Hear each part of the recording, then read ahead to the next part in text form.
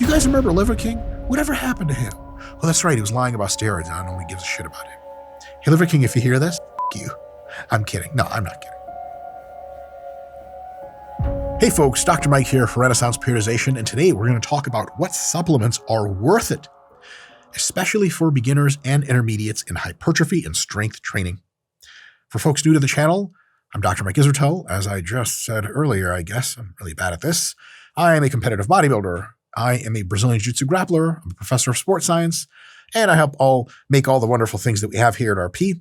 And if you want to learn about how to eat and train and have your best physique and possibly attract a mate, maybe not guaranteed, then give us a subscription and we'll give you loads of fun. And for those folks that are already subscribed, I have a question for you. Actually, a request. Let's come together and stop treating adults that wear overalls with human decency. We need to let people know it's not okay. Personal pet peeve. Call me crazy. Let me know in the comments what you think about that. Speaking of crazy, what supplements are worth it? Because let's be honest, there's a lot of BS out there. And even if some of it might not be BS, kind of every supplement company is like, buy stuff, buy our Triple Max Blend 3,500 proprietary ingredients so you can look like this professional bodybuilder who's on 15 units of growth hormone a day, but we didn't mention that part. So it's tough because everyone says buy, buy, buy. But you know a lot of the stuff is BS. So what are you supposed to do about it? Me personally, I just try to look like Darth Sidious. Wait, hold up.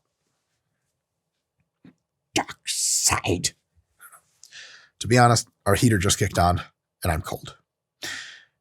So which supplements are worth it? We could use a very different number of lenses with which to examine this. And so we're going to constrain our view a little bit to keep this simple. Here's how we're constraining our view. I'm not including any illegal stuff. Steroids work super well, though they kill you. Growth hormone works ultra well, though it also kills you. And all kinds of illegal stuff. Clen, blah, blah, blah. That stuff is definitely solid, but kills you. We're not going to talk about borderline stuff on legality. SARMs, I'm not sure if they're so legal or not. Peptides, they definitely work too, but it's just a giant question mark as to what the fuck is going on there. And most of the folks, I think, that are going to be viewing this video kind of don't want to see some guy at the back of a GNC with a trench coat that's like, man, yeah, see, what do you want? Man, I got vials, I got needles, I got it all, see?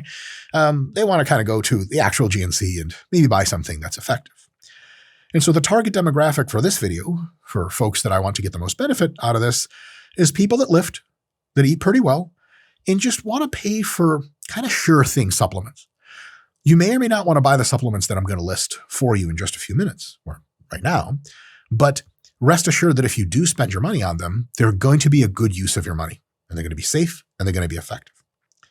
The last thing I'll say is there are some supplements that aren't going to make our list, which often many people have deficiencies in. For example, in some northern climates, people who don't go out in the sun especially a lot can have D vitamin deficiencies and might need vitamin D supplementation, etc. And there's a bunch of little caveats, little tiny details and specifics. If you consult with a medical provider, hopefully your doctor, then you can sort most of that stuff out. So there are some specifics. This is going to be broad strokes kind of for everyone that lifts and eats and thinks, you know what, I think I might start taking supplements. So Dr. Mike, which ones should I take that are not a ripoff? Got a couple categories. The first category is protein shakes. They definitely work. There's a couple different types of protein shakes. You can take the very fast digesting whey protein for post-workout. The quality of the whey, whether it's concentrate, isolate, or hydrolysate, it doesn't matter. For all practical purposes that you're concerned with, dear viewer, it just doesn't fucking matter. If you're physically made of actual money, I got an electron microscope scan, by the way, and the doctors were baffled because it seems I'm actually made of teeny microscopic $100 bills. That's the kind of stacks your boy is working with. Then only whey hydro touches this body, because if it's not the best, I don't even look at it. You show me concentrate, I drink that shit. But for almost everyone else, you people, no offense, of regular means, any kind of whey is totally fine. One thing I'll say is people with kind of upset stomachs from whey protein, if it's concentrate, it's got a little bit of lactose in there, it's got a little bit of extra stuff, a little carbohydrates. try isolate and then try hydro. Now, isolate's more expensive. Hydro is really expensive. But if that's what gets you to not have the stomach problems anymore, maybe it's worth it for you. So whey is great, especially for post-workout or intra-workout, around the workout window. There's another thing or another use case for protein shakes, and that's for long intervals between meals. You might have a presentation at work, and that's going to take 4 hours, and then you got to drive a client back to the airport. That's going to take another 2, and you come back home, and that's going to take another hour, and you might just not have any opportunity to eat during that time. And so a casein shake, there's 2 fractions of milk protein, one is whey, one is casein. The casein shake made of casein protein is going to digest very, very slowly, release very slowly into your bloodstream, so it works as a long interval meal replacement, 5, 6, 7, 8 hours without eating. Next, there are protein shakes that are somewhere in the intermediate range of digestibility speed. So whey protein gets in you and within 30 minutes to an hour and goes through all that stuff. Casein, 5 to 8 hours, and then 3 to 4 hours can be a couple of different options. You could have a mixed, often 50-50 split of casein and whey. That's very common. Another thing you can have is egg protein, which is excellent and sort of medium digesting speed. And also soy protein is totally great.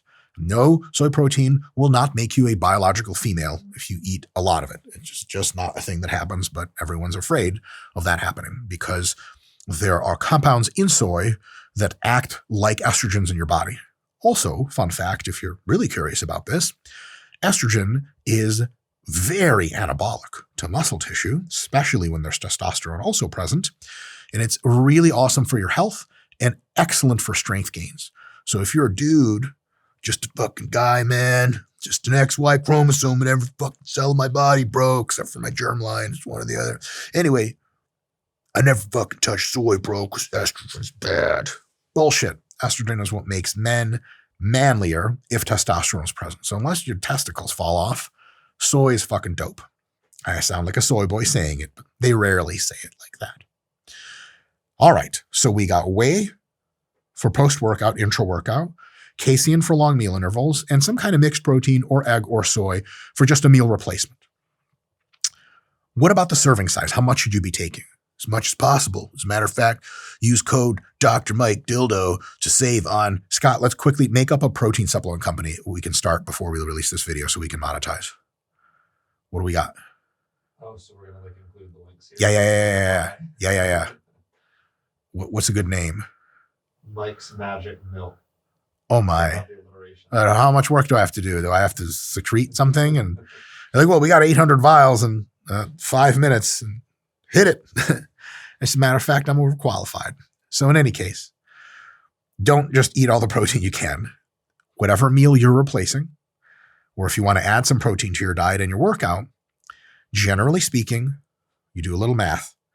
P over X. P is the total amount of protein you eat in a day.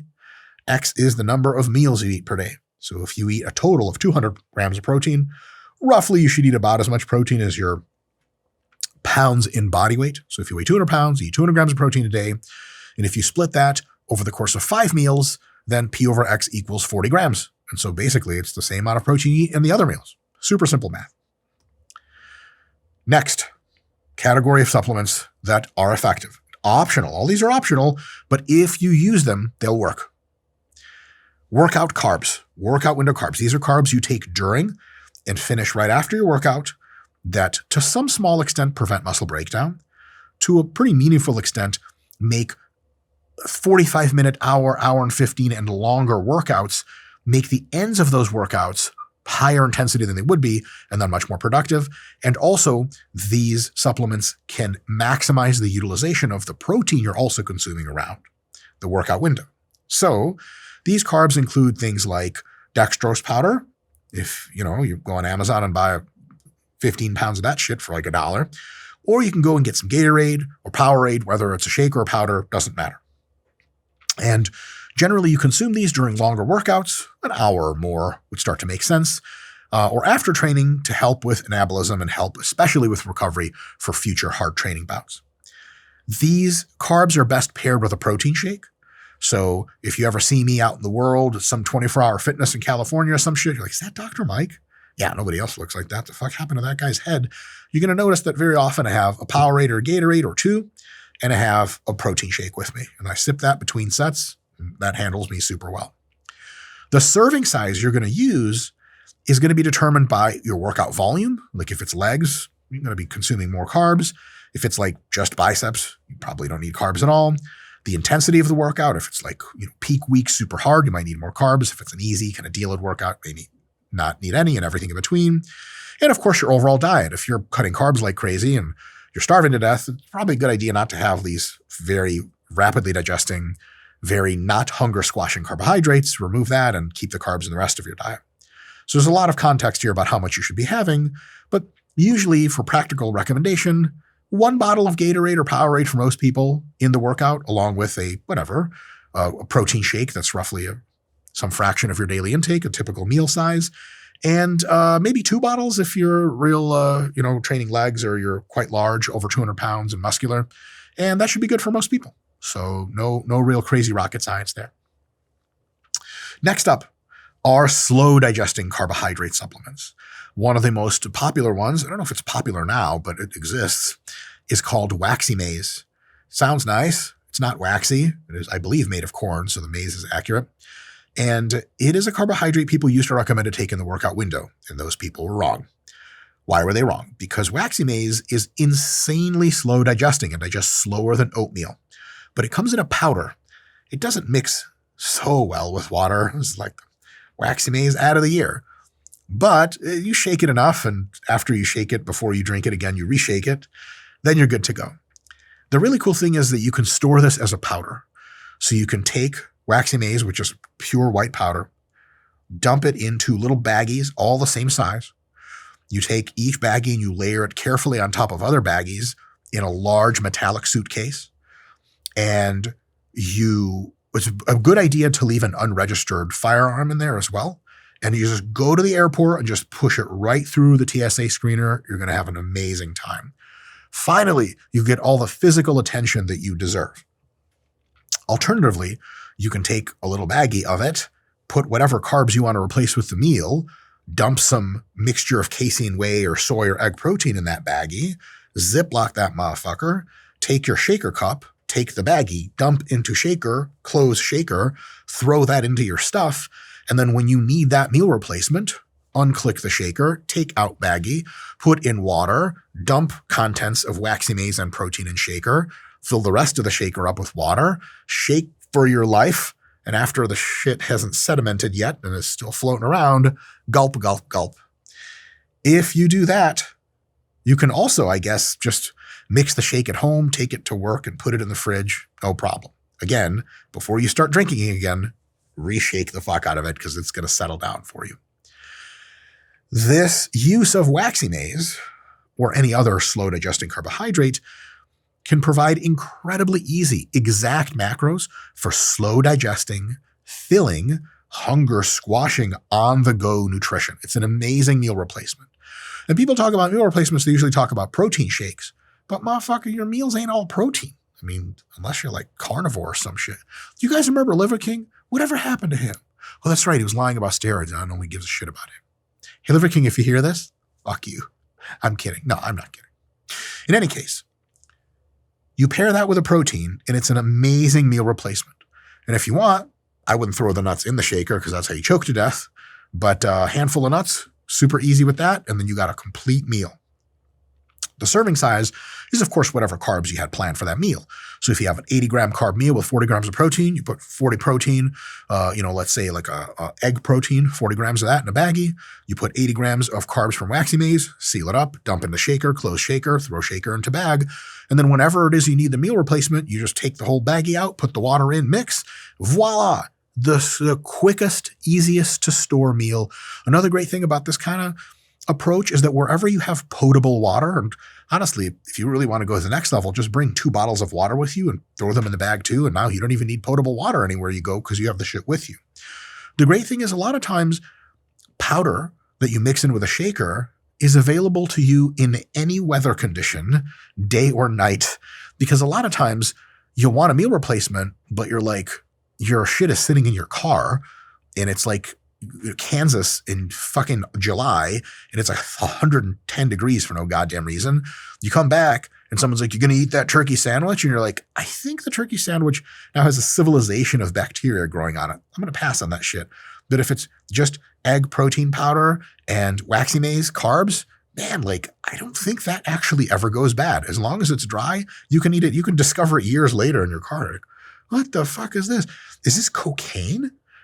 Or is this waxy maize? Oh, only one way to find out. Gulp. Hey, Scott, I've never taken drugs because I'm a good person and not a degenerate like you. But is it, if you drink like a quarter kilo of cocaine, are you going to die? Yeah. You're going to die? Probably just explode, to be honest. From joy? From a lot of things. You're like, you go through a real fast high. You're like, I don't feel anything. 30 seconds later, you're like, I want to meet everyone and say hi to the whole world. And then 30 seconds later, you're like, I'm just dead. Fast ride. Next, creatine. Great grandma, you ever leaf through the pictures? Old fucking photo book your parents have? Damn, great grandma look jacked. You see there's a Optimum Nutrition creatine container next to that bitch. That's like her, Abraham Lincoln, and an Optimum Nutrition creatine. You're like, America. God intended. So everyone used creatine all through history. Everyone knows this. Creatine is dope. It's one of those supplements that really doesn't disappoint. There's a bunch of supplements. You read a study on it. Andrew Huberman talks about it. And you're like, dude, this shit is going to change my life. You take it, nothing happens. 6 months later, 3 other studies come out, say it doesn't do anything. And you're like, God damn it. I lost my money. Creatine is not one of those. It's been vetted over and over and over again. It causes muscle growth. It causes increases in performance. It speeds set-to-set recovery. And it even seems to be healthy for the brain and nervous system for healthy aging, which is really cool. Something many people did not see coming, including myself. Somebody had a bit too much creatine, am I right? Scott, I wish I had someone here to every time I said a stupid joke, I could nudge them with the elbow. Or like, we need like a drum kit for that. And then there's a pregnant pause after, like, okay. So anyway, the best studied version of creatine, because there's a couple of different molecules you can clip onto creatine to make sure it gets where it needs to go. The best studied version of that is creatine monohydrate. And it's the best studied in terms of number of studies, diversity of populations. It's the best vetted, so that it definitely works. And for almost everyone, unless you're Brian Shaw's size and you're like 3 people, 5 grams of creatine monohydrate every day, and timing doesn't matter, is going to sort you out. And it's going to be about a week to week and a half long period where the creatine is loading in your cells and it's filling your muscles up. Your pumps are going to get better. You're going to look a little bit more jacked all the time, especially if you're a creatine hyperresponder. There's a normal distribution about how people respond to creatine. And the people who respond to creatine the most are usually ones that eat the least meat, especially red meat in their diet. So if you're vegan, taking creatine might change your fucking life. If you're a carnivore, taking creatine might have absolutely no impact on you whatsoever. If you take 5 grams of creatine daily, it's going to sort you out. It's not going to like revolutionize your physique, but it's going to be something that you know is a ritual for you to take. And under the hood, it's absolutely causing some positive changes. They're small, but they're there. Just like I tell the ladies, I'm small, but I've been following you around for years. I know everything about you. I've been collecting your hair too. Would you like to see my doll I made of you? Sorry, that was for another video I'm sending to Patricia. You can take a break every few months from creatine. Not because we suspect that there's some kind of feedback loop. There probably isn't. You can just take creatine all the fucking time. And no, it is not bad for your kidneys. So tell that nurse at your doctor's office that she's a fucking idiot. Don't tell her that. That might not go over well, but you can think it in your head. She's like, don't take creatine. It's bad for your kidneys. You're like, fucking idiot. Thank you. So nothing's going to happen to you bad, but sometimes it's just annoying to fucking take a powder every day, especially on trips. Back to the cocaine thing. Creatine monohydrate is almost everywhere also a white, odorless powder. And if you decide to say, I'm going to go on vacation to the Dominican Republic, and you show up with a baggie of indeterminate white powder, there's a 98% chance nothing's going to happen to you. There's a 2% chance you're going to be spending an extended stay at one of the airports in the Dominican Republic where folks in which English is not their preferred or first spoken language are going to be trying to ascertain what the fuck it is you're doing with a white baggie of what the hell is that. It's a fun time. You'll make plenty of friends. So if you want friends, definitely do that. But if you want to take a break from creatine for a few months here and there, once or twice during the year, totally cool. You can stop taking it. No big deal. When you get back on creatine, because as creatine loads in your muscle cells, it pulls in multiples of its weight in water just to exist in your cell. It's, first of all, it's going to give you a cool pump all the time, like kind of like a quarter pump all the time, which is pretty sweet. But you are going to get some water weight gains from it. And again, the more you are a responder to it, the more the water weight gain is. There are folks that gain 3, 5, and even 8 pounds within the first week of getting on creatine. So I'll keep this very simple. If you're starting a fat loss phase and you start taking creatine and you begin to freak out because you're not losing weight or a whole week of eating what we thought was a deficit, but you gained 4 pounds, what's going on? Is math wrong? Are we living in a simulation? No. I mean, maybe we're living in a simulation. You can find that out anyway. You're going to gain some weight, and it's totally cool because it's weight that's going into your muscles. So it's the right kind of weight. It's the good-looking kind of weight. You can fucking flex for grandma, and she, oh boy, Billy, you sure got muscular. Oh, you're not taking that creatine, are you, son? No way, grandma. That's poison. As a matter of fact, I was on a flight once with my boy, a man of Dominican descent, Marcos Rodriguez. That's how you say his name. And he's an elite personal trainer in New York City. Look him up. It's Mr. Marcosis on Instagram. No periods. Mr. Marcosis. Anyway, we were sitting next to this very nice, very professional Indian lady who was like, of course, a computational chemist or some shit like that. Why not? And we were sitting in an airplane, and she's like, hey, like, you know, my son is younger, and what do you think about creatine? He wants to take creatine. Should I let him? And before I could say any sports science shit, Marcos, real quick, because he's got that New Yorker Dominican wit, so he's just way faster than me. So he goes, I don't put that poison in my body. And she's like, oh, okay. And I was like, he's joking. And she was like, he is. And I was like, yes, he's a bad person. Marcos, if you watch this, he doesn't watch our channel. He doesn't give a shit about me. What's up? What's up, big homie? Anyway, it's not poison. You're going to be totally cool. If you're over the age of, for sure 18, but probably 15, you're totally fine to take it. Expect some water weight gains. It's totally cool. After a week, they'll stabilize. And then you'll just have slightly better body composition, strength recovery, and all that good stuff. Another really quick thing, if you're new to this whole game, you're going to feel creatine. It's not a pre-workout. You're not going to feel shit. So if you're like, I'm taking creatine, but I don't like, you know what I mean? It's not alcohol. It's not caffeine. It's not weed. You're not going to be able to tell you're on it. So it's just working under the hood, which is really cool. Next and last supplement I definitely feel comfortable recommending to pretty much everyone who lifts and eats already is a multivitamin multimineral. Same thing, by the way, because every multivitamin also has minerals in it. So same. Here's the thing. If you eat mostly healthy and varied food, mostly, not all healthy, you're already pretty well off. But some minimal supplementation of a multivitamin multimineral is kind of like a little bit of an insurance policy. It kind of rounds you out, make sure you're not lacking in pretty much anything. And because these supplements are profoundly cheap, profoundly easy to find, and it's one pill you take once a day, timing doesn't matter, but just take it in the morning with your creatine to check that box really quick is a super good idea. Because it's that easy to do, many people who are involved in, trying to eat right, trying to train right, and they're kind of like, dare I say, care about their results and want to make sure that they're doing all the best things. A multivitamin multimineral, again, just one supplement, is just such an easy thing to take to make sure to be like, you know what, like, I'm doing my best. It's kind of like if your office has a machine that like laminates your paper, and you make a big presentation to like the board, and it's like you just throw your shit into the laminator and 10 minutes later it comes out.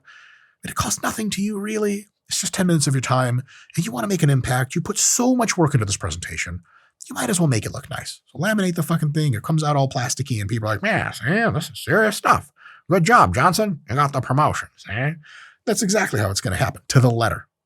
So just the same way, you work so hard at stuff and you give a shit and you eat well and you train, you might as well take a multivitamin, multimineral to kind of round out everything and make sure you don't have any holes in your program. Here's the thing. Just once a day, just the recommended dose. If you take any more vitamins than necessary, one of two things happen. There are both water-soluble and fat-soluble vitamins and minerals inside of each one of those pills you get. If you consume if you're like, man, fuck that, I want double and triple and 10 times the results. Let's say you have 10 times the vitamins normally. You take 10 of them shits because I'm going to be fucking Superman. What's going to happen is the water-soluble vitamins, you just pee right out. You'll be a very different color, usually fluorescent green, which looks kind of sweet. But then you have very expensive urine because you're peeing out all the extra shit that you don't need. The fat-soluble vitamins your body will absorb, and it will store inside many tissues, most of the tissues that have fat, including your adipose tissue. And at a certain point, that becomes toxic, and then you get sick. And right around that time, you're going to also probably turn a shade of yellow. There's various fat-soluble vitamins tend to turn you yellow as a side effect. So it's not something you want to do. It has zero upside. So if you get a multivitamin, you just take one little pill, you just take it every day. And that's it. And if you forget to take it one day, none is going to happen to you. You just take the same pill the next day. No big deal. Another thing, super useful advice, I think. Do not overpay for expensive brands. There ain't nothing in the world you get out of a multivitamin that you don't get at fucking Walmart. And I'm talking about that Walmart. What's the Walmart brand called? Like Quality Choice or some shit like that? I don't shop at Walmart. Oh, I'm sorry. Can you text one of your butlers to ask where he shops for his degenerate poor family? Assuming he has a family at all. Most of my butlers can't afford families with what I pay him.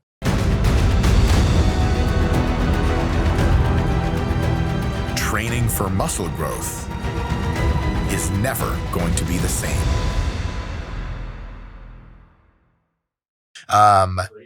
Great value. Yes, thank you so much. See, I knew you shopped there, you motherfucker. So get you a great value fucking brand, bro. It's going to have the same shit in it that all the other companies have. And to me, it's particularly funny as an exercise and sports scientist, was someone who's taken a lot of courses in physiology. I've actually taught collegiate basic nutrition before. It's just really funny to see supplement companies being like the best multivitamin on the market. Like, what the fuck does that mean? It's all the same shit, folks. And you can save so much money by just getting the fucking Sam's Club, Costco, Walmart, Meijer, Kroger, wherever you live in this world, Alibaba, I don't know. The regular cheap shit works totally fine. Don't take it more than once a day. And you can just do this all the time. You can take a break when you go on vacation, but right after, come back, start taking your vitamins again. All right. That more or less wraps us up. Let me give you guys kind of a quick overall summary.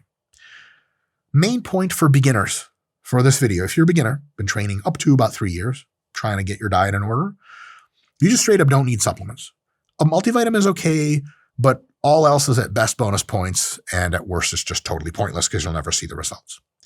If you're intermediate, you've been training pretty seriously for 3 to 7 years or something like that, and your diet's kind of on point, you can consider taking most of the supplements on this list on an as-needed basis. You might not need a slow digesting carbohydrate meal replacement. I don't take waxy maize currently. There's nothing for me to do with it at all.